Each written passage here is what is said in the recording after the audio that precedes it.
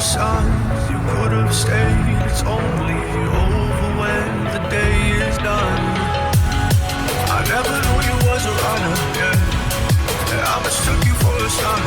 It don't matter what we think when it's all over. 'Cause this is our last chance to leave it all behind. Raise your voice and raise your power, yeah. This is our last chance to leave it all behind. Raise your voice and raise your power, yeah.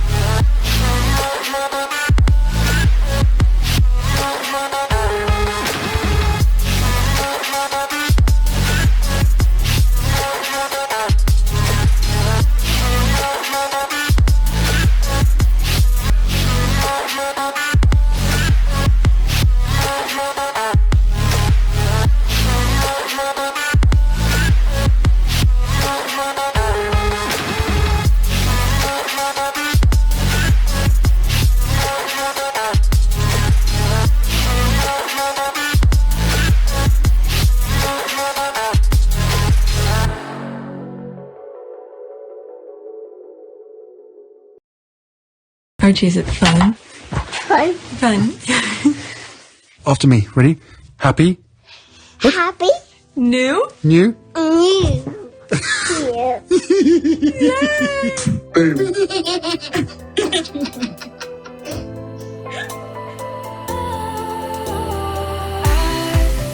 Was wrong to say I wouldn't change a thing, 'cause in the story of our lives, the best of times through colored glass, time moves on enough to let me move on past, but every little now and then it creeps on back to shade my smile.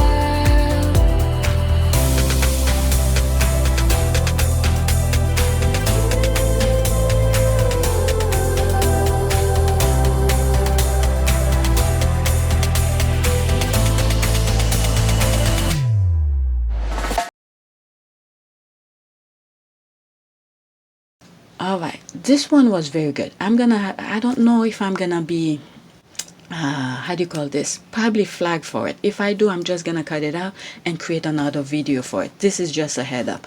All right, any one of you are surprised, watch this. All right, Double Down News exposed the secret British cabal that proved colonialism never ended. All right, 8 minutes, and that's probably the end of my video.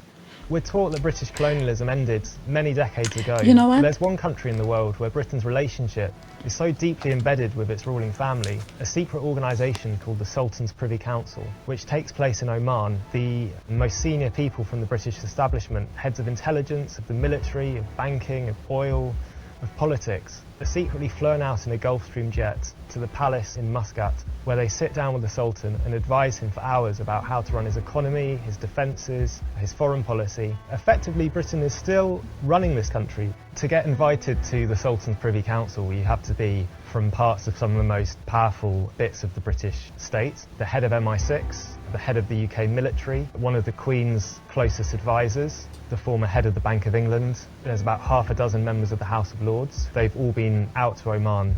There are very strict rules in the House of Lords about having to declare both financial and non-financial interests. So the fact that they sit every year on this Privy Council in a foreign state, that they receive hospitality, free flights, free meals, free alcohol, these are the sort of things that should be declared on the House of Lords website. But when you look at their entries, there's no sign that they've entered this on the record. One of the key players on the Sultan's Privy Council is Alan Duncan, who was a Foreign Office Minister in the UK government. David Cameron made him a special envoy to Oman, which was a brand new position. and he was secretly sitting on this Privy Council for at least 14 years. I first went when I was a young oil trader in 1986, and I've been going ever since. Other members of the Privy Council also have links to oil companies and arms companies. Sir Christopher Geit, who was a former Army intelligence officer and diplomat and the Queen's private secretary for many years, he now sits on the board of BAE Systems, the arms company. We know that he's also gone out to Oman to sit on the Privy Council, and he's now in the House of Lords. But if you go on his House of Lords declaration of interests, there's no sign there that he is part of the Oman Privy Council.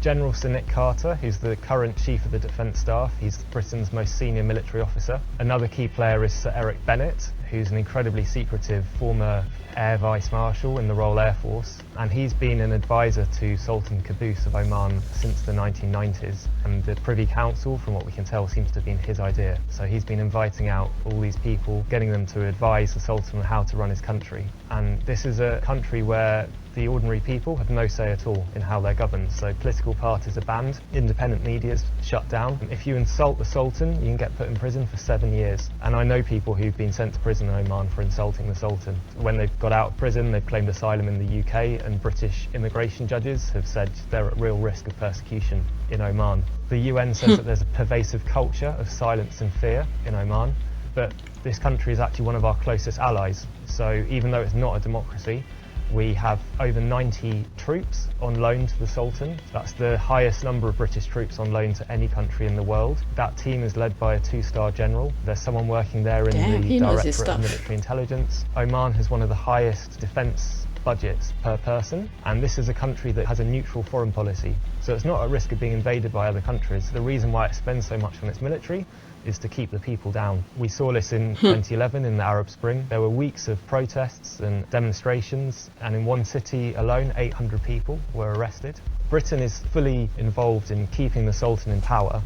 Since the young Sultan took over, he has doubled the size of the army and increased the number of his British advisors. All his closest aides are British, most of them former officers in the British Army. The relationship between Britain and Oman goes back about 200 years. It was a key staging post on the way to India, the jewel in the crown of the British Empire. And then with the discovery of oil in the Gulf and in Oman itself, the country took on extra importance for the UK. British soldiers are helping the Sultan of Oman in his fight against communist rebels. To the extent that there was an area of land called Misandam, and this was a kind of autonomous region until 1970, when the SAS went in there and took over the area from the local people. And it was called Operation Introdon. And that's probably the most strategic part of the country, because it has about a 20-mile stretch of water between it and Iran. Through that stretch of water, around a third of the world's oil supplies are shipped each day. British arms companies have benefited hugely from this relationship. Oman has spent billions of pounds on Typhoon fighter jets from the UK and millions of pounds on surveillance gear as well. GCHQ, Britain's largest intelligence agency, has 3 sites in Oman, listening stations. The Royal Navy has a new base there where the aircraft carrier is going to stop off on its way to China. And there's also a tank firing ground as well that's been set up there. So the Sultan of Oman has huge support from British intelligence agencies, the military, and also from mercenaries and private security companies. This has all come out because Alan Duncan has published this diary about his years as a Foreign Office Minister, and in the diary he spills the beans about these Privy Council meetings, which are things that we've never been able to get access to through freedom of information requests or public records. If it wasn't for him, it probably would have remained secret. Even though it looks like Alan Duncan has broken numerous transparency rules, there are no consequences for him now that he's stepped down as a minister and as an MP. But what's really interesting for me is Alan Duncan's diary was given exclusively to the Daily Mail, and they had the first rights to serialise it, and they had stories on their front page for days and days about the gossip that he was revealing in his diary, and that was what the newspapers focused on. But on the same pages that Duncan was saying this in his diary, he was also saying, oh, I've just been out to Oman, I've been with the head of MI6 at the Privy Council meeting with Sultan Qaboos. And none of this has been covered in the other newspapers. I think many journalists who come across this story of Oman, rather than exposing this neo-colonial relationship, they're actually quite taken in by the idea that Britain continues to have this control over a country in the Middle East where around a third of the world's oil supplies are shipped through each day. And they put those interests above the fact that this is a dictatorship where fellow journalists, if they're Omani, are arrested, their newspapers are shut down, they're put in prison for insulting the Sultan. This shows actually that when it comes to it, you know, the British media talk a lot about concerns for democracy in countries like Iran, but here's a country where Britain has a huge amount of control over. There's absolutely no democracy or free speech whatsoever, and this has been going on for decades. When Qaboos died in January last year, after 50 years in power, the BBC said that tributes were pouring in for Qaboos as Oman mourned. Boris Johnson said that Qaboos was exceptionally wise and that he was deeply saddened by his death, and he flew out there almost immediately along with Alan Duncan, Prince Charles, General Sir Nick Carter and the Defence Secretary Ben Wallace. They spent over £350,000 on flights for an overnight visit just for a photo opportunity with the new Sultan. Meanwhile, Omani exiles in the UK were receiving death threats and being warned not to criticise the new regime. Flags at British government buildings were lowered to half-mast as a sign of respect. So I think that moment really showed the true nature of British foreign policy. We're happy to prop up some of the biggest dictators in that part of the world when they do our bidding and it suits our interests. And that's what Boris Johnson means when Qaboos was exceptionally wise, because he basically did what Whitehall wanted him to do, and often against the wishes of his own people. His Majesty is a nation builder. If you need a definition of puppet ruler, just look at Sultan Qaboos of Oman and his successor Haytham. This is neo-colonialism par excellence. This shows that colonialism never ended. For 50 years they kept Sultan Qaboos in power. How long are they going to keep Haytham in power as well? How long is this neo-colonialism going to continue for? The Ministry of Defence is very proud of its 200-year relationship with Oman. Is it going to last another 100 years? 200 years? The Conservative Party manifesto in 2019 said that Britain's alliances with like-minded democracies was a reason for us to hold our heads up high. And yet here we have this incredibly intimate relationship with one of the most secretive and repressive regimes in the Middle East. And yet some of the most powerful people in our country are telling him how to run his affairs and run his dictatorship.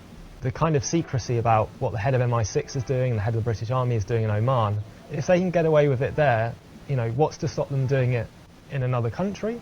In fact, what's to stop them doing it here? All right. So what You're not going to hear these stories on the BBC or in The Guardian or The Times. It's only going to be independent media that brings you these stories. If you like this story and you're able to support independent media, please. Next tweet, the governing party is going from will of the people to making it harder for people to vote, as is often the way with populist authoritarianism.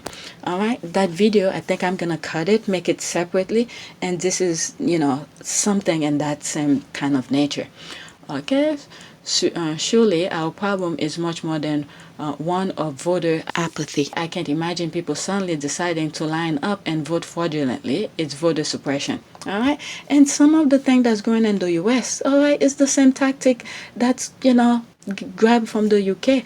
And I still can't remember where I saw this. As soon as the Brexit thing had done, I remember coming across a reporting where they're saying one of those people who work with the government or something like that flew to the US somewhere in the South. The first thing that came to mind was, why would he go down south? I kept thinking, you know, the UK would be more somewhere, let's say New York, Chicago, or California, someplace like that, but that deep down south. So some of the things, especially that video that I just saw, it's almost the same thing. They're sending their people to do damage here. That's what I think. All right. Okay, well, especially when they see some, especially down south, they have the same minded kind of thing here. And who knows, maybe they never left the country. They always stay there down south to create the hate and all of that. They were still in control somewhere down south, in my humble opinion. Okay, well, conservatism has always held true to the principle of the will of our people. That's definitely a sarcasm. Okay, the important things about the will of the people is to ensure that you're listening only to the right people. That is true. All right, let's see here.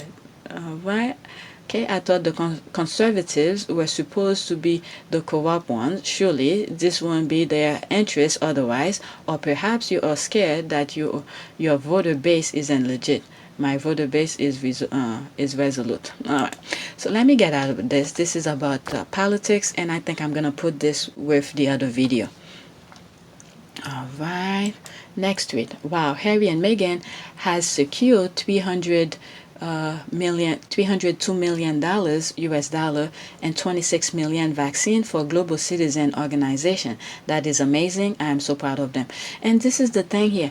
All right. The whole point of them doing this was to raise money and for the vaccine thing to be spread around the world. All right. So you have people, especially on my 2 hours recording yesterday, are complaining, oh, what are they doing? They like the thing that they're doing, doesn't mean anything. All right, and they had some good comment under that particular tweet. Okay, it's amazing. Well done, Harry and Meghan. Wow, common perception is Africa is poor, but reality is every dollar they borrow, nearly $9 are banked in offshore account by corrupt politicians. They are protected by guess who. Change can only take place by people like Meghan, the queen of influence for change. All right, and her, I see hope. All right. Okay, someone paid the price for the lifestyle we have.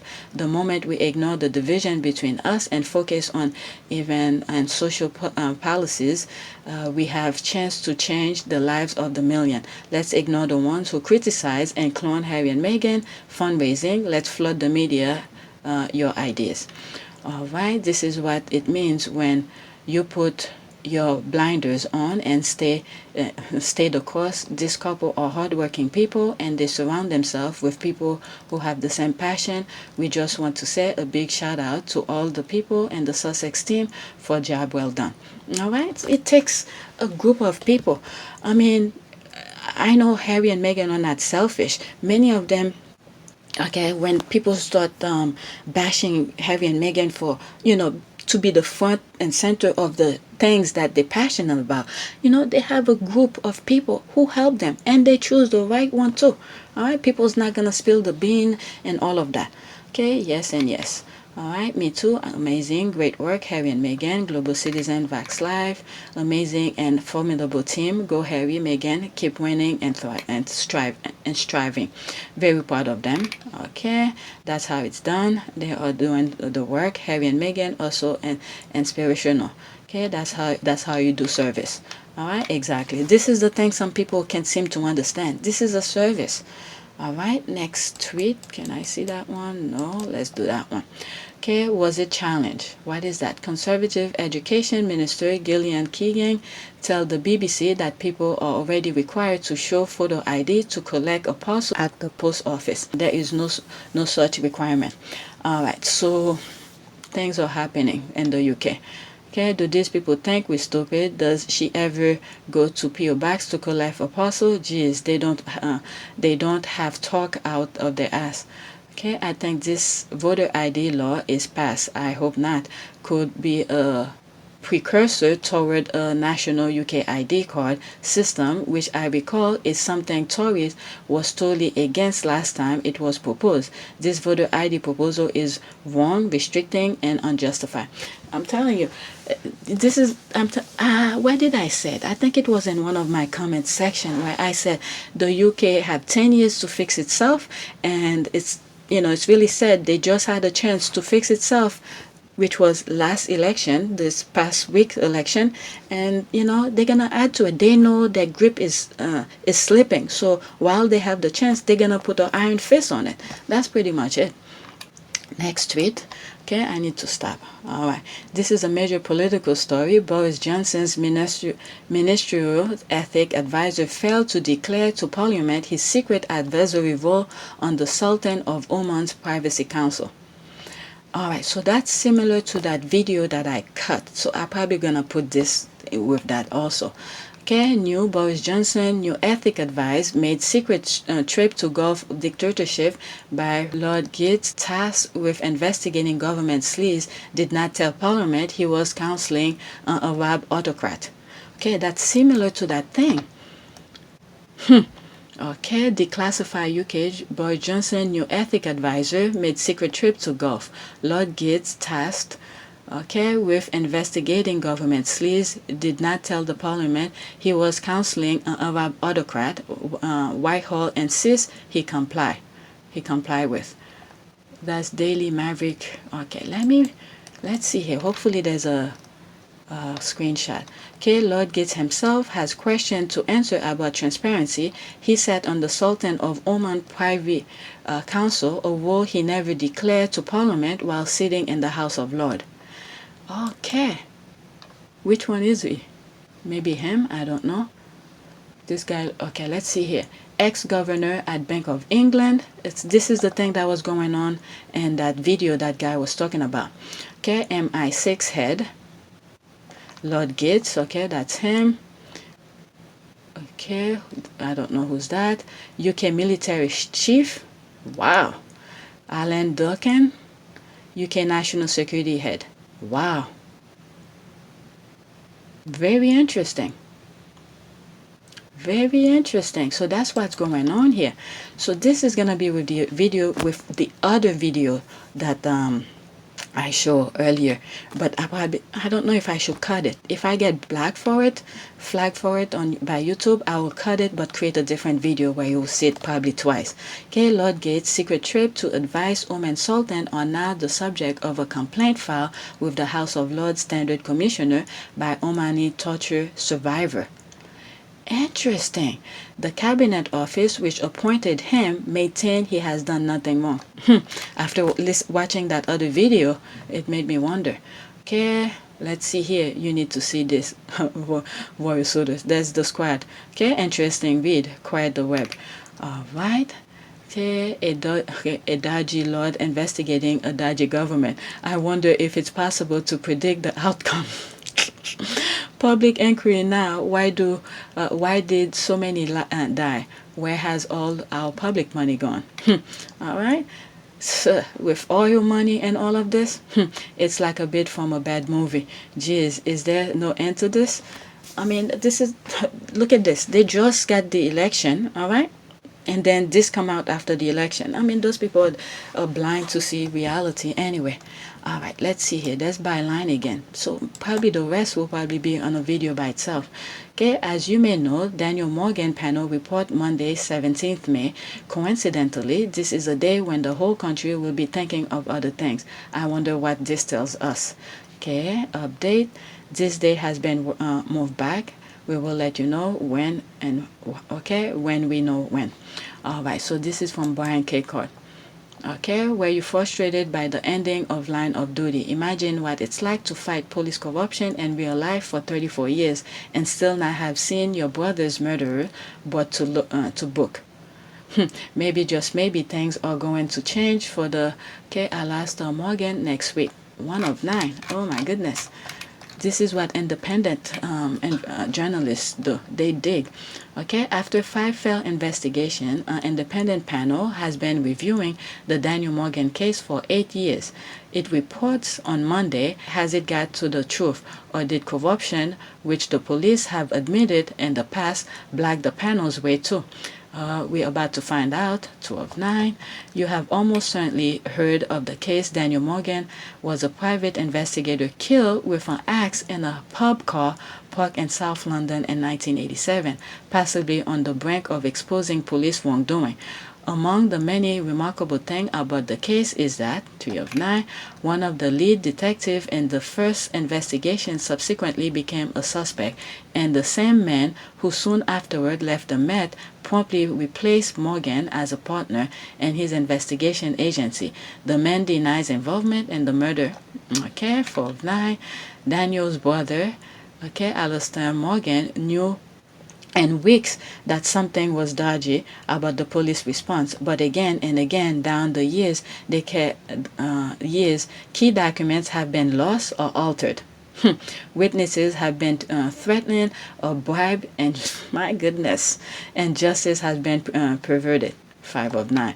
So think of DS Hastings and Jed Mercury, Line of Duty, whipping in the lift, and his frustration at those endless years of battling bad policing, and then think about Daniel Morgan's family, and particularly about his mother who died before she could even see this report. 6 of 9. Okay, a whitewash now is possible. Okay, the Met is far too tainted for that. But will Monday report merely repeat the obfuscation and excuses of the past, or will it shine a light? I don't think so. Will it shine a light on the truth? Or will this be damp, scribed, unsatisfying? Line of duty, ending of something more, 709. Okay. Okay, while we wait for Monday, you can learn a lot more about the UK most investigated unsolved murder from this hugely successful podcast. Alright, so that's from that. Or you can watch this Channel 4 documentary series. Okay, end of thread. Okay, the case infamously implicate the UK press, chiefly but not exclusively the murder press. What? I'll be writing about that in a day or so. Wow, great work, Brian. Let's hope some change will. After that election, I don't think so. Nothing is gonna change.